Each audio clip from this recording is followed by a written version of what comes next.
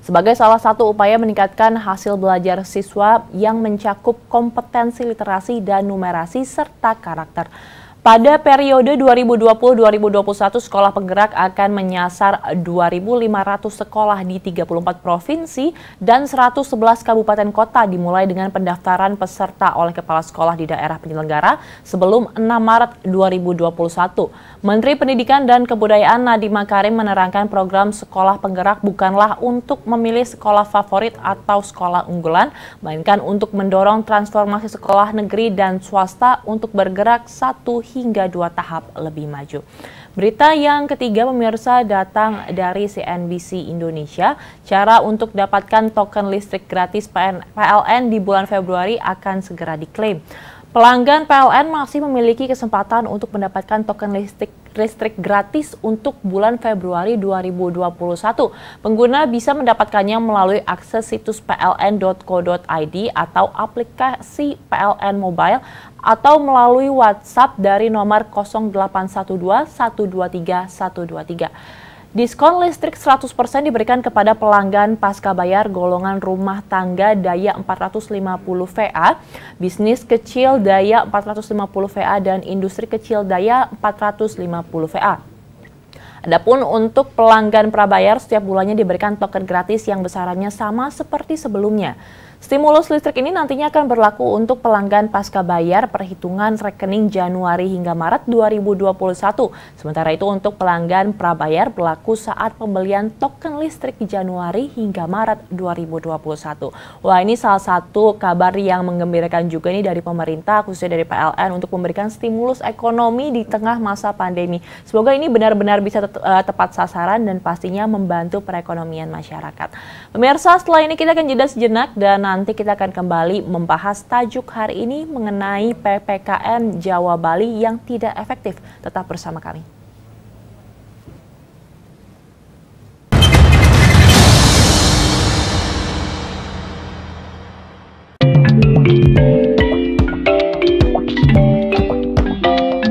Potret anggota Dewan Perwakilan Rakyat ketika terjun dan bekerja di dapilnya.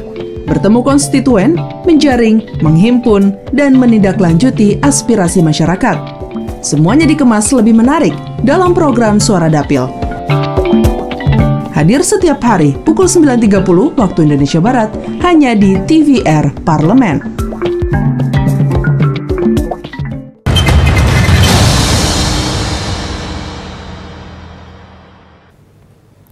Pemirsa, terkait dengan PPKM Jawa Bali yang dinilai tidak efektif, pemerintah mengakui kebijakan pemberlakuan pembatasan kegiatan masyarakat atau PPKM di Jawa dan Bali yang digelar sejak pada tanggal 11 hingga 25 Januari, lantas diperpanjang hingga 8 Februari. PPKM tersebut lantas tak efektif menekan laju penyebaran infeksi virus COVID-19.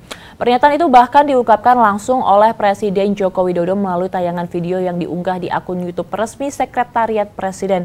Pengakuan itu diutarakan Jokowi di tengah rapat bersama sejumlah menterinya. Jokowi menilai PPKM mestinya dijalankan untuk mencegah mobilitas masyarakat untuk mengerem laju penularan COVID-19.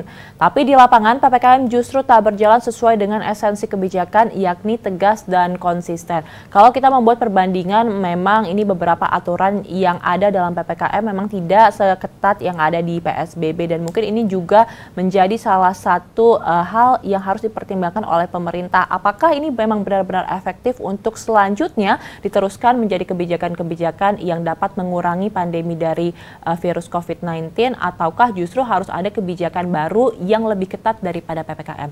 Setelah ini kita akan jeda sejenak pemirsa, nanti kita akan kembali dan masih akan membahas tajuk hari ini. Tetap bersama kami di Suara Parlemen.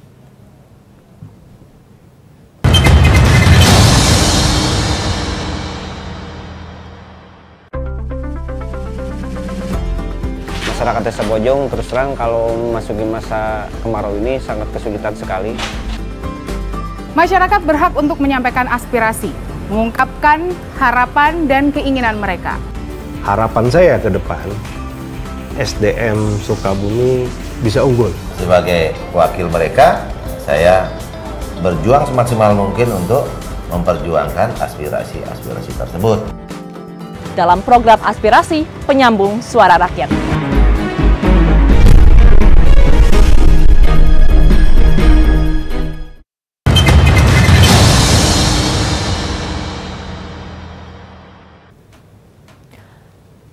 Pakar epidemiolog dari Griffith University, Diki Budiman, mengapresiasi pernyataan Presiden Jokowi yang menyampaikan laporan apa adanya kepada publik terkait dengan evaluasi penerapan PPKM Jawa Bali.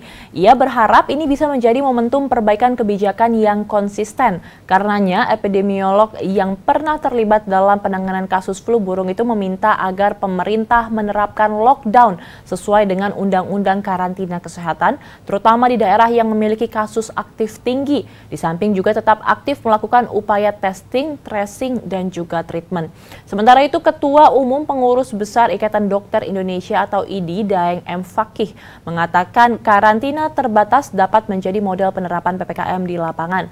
Model karantina terbatas ini juga bisa diterapkan dalam kebijakan pembatasan sosial berskala besar atau PSBB. Ya, ini kalau kita melihat memang belum ada tanda-tanda kurva yang melandai dari persebaran pandemi virus COVID-19 di Indonesia. Kalau kita melihat beberapa negara yang sudah menerapkan lockdown di awal-awal seperti Australia ini sudah mulai melonggarkan aturannya dan sudah mulai bisa berhidup normal kembali seperti sedia kala. Kita berharap semoga ini pemerintah dapat menemukan solusi dan pastinya masyarakat juga harus terus mematuhi peraturan yang ada dari pemerintah dan pastinya harus terus menjaga kesehatan dan mematuhi protokol kesehatan itu sendiri. Pemirsa, berita tersebut sekaligus juga mengakhiri perjumpaan kita pada Suara Parlemen edisi hari ini. Saya Ayu Rahmawati beserta seluruh kerabat kerja yang bertugas mengucapkan terima kasih atas perhatian Anda. Sampai jumpa.